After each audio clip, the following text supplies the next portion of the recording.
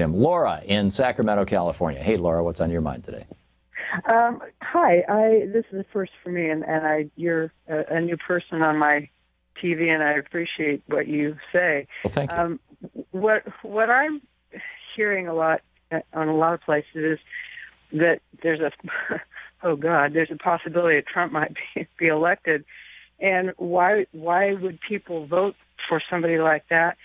Well, if I look back at history, and not that far back, Reagan was elected twice. Yeah. He was also a governor of our state, which did make me happy. George W. was elected twice.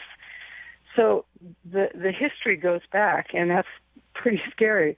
My question is, as far as George W. is concerned, going back in history, did ISIS exist before him?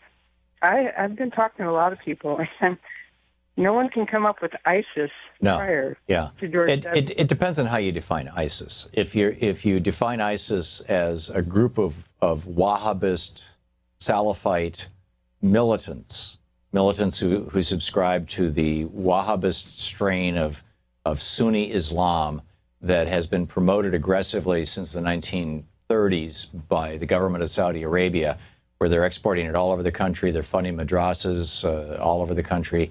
They teach the Jews literally eat and drink the blood of Muslim children. They talk about the importance of killing and destroying Israelis and that sort of thing, and Jews all over the world. If you're and this call to jihad and a greater Muslim world, et cetera, et cetera.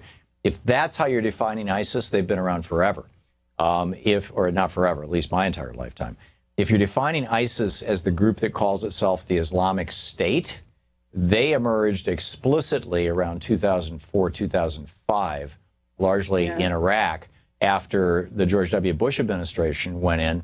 And keep in mind, there was not one single al-Qaeda person in Iraq when we invaded Iraq. But because Paul Bremer and Donald Rumsfeld principally, and Cheney and Bush apparently, but apparently this was Bremer and Rumsfeld and Wolfowitz, this group of libertarians, and they believed that if you got government out of the way, you would have a wonderful society. And more than half of the GDP of Iraq was government-owned industries.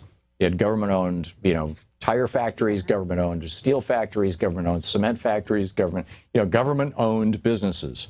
And you had to be a member of the Ba'ath Party in order to get a job, which was the non-secular, non-religious socialist party that Saddam Hussein ran. And so just a couple of weeks into the war, after the war was successful, after we took down, because the war only lasted a couple of weeks, and then the occupation began. And when the occupation began, Bush sent L. Paul Bremer over to Iraq, and they shut down all of these government-owned businesses, fired everybody. They shut down the Iraqi army, which was 500,000 men, and it was the largest employer in Iraq. And you had to be, again, a Ba'athist Party member to be in the army.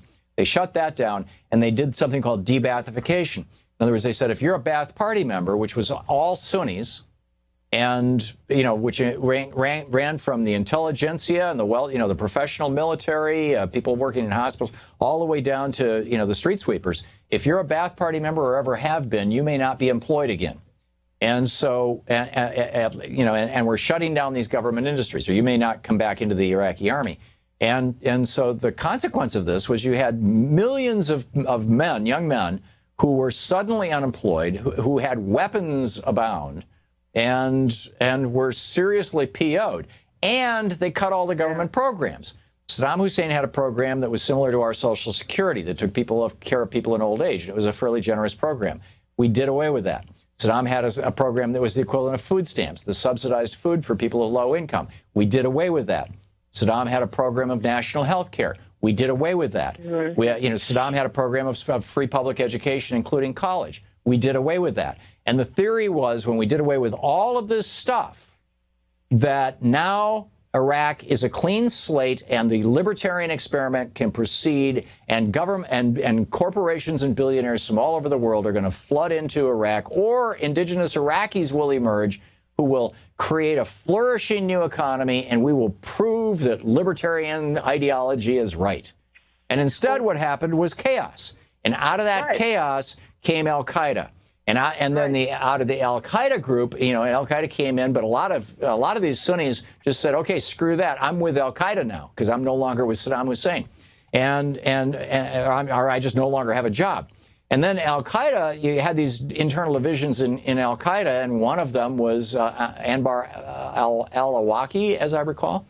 And he started what became ISIL, the Islamic State in the Levant, or the Islamic State originally it was called the Islamic State in Iraq and Syria. And that was in 2005, you know, with the explicit name. In 2006, they started becoming a real force. And by 2008, they were, you know, they had a presence in 4 countries. So, and this was all before Obama came along. So, you know, Trump and the Republicans are engaging in some radical revisionist history. There would be no ISIL unless if George W. Bush had not lied us into the war in Iraq. It's just that simple. George W. Bush created ISIS. Wouldn't that be considered war crimes? I mean, when you think about all the stuff that he did, what you just described, and then all the men and women that were killed from our country, plus all the men and women that were killed from their country, and then all the veterans that you were talking about not too long ago, how many are killing themselves because of what's been going on now in Afghanistan, and it's all related. To me, George W. Bush is a war criminal. I mean, they're still looking for 90-year-old Nazis, which they should. Well, why are we letting George W. and all his cohorts get away with what they got away with? Well, the answer to that question is a whole nother rant, but we are letting them get away with it. And Vince Bugliosi, who just died a few months ago, wrote a brilliant book called The Prosecution of George W. Bush for Murder, which was turned into a movie. I recommend them both to you, Laura.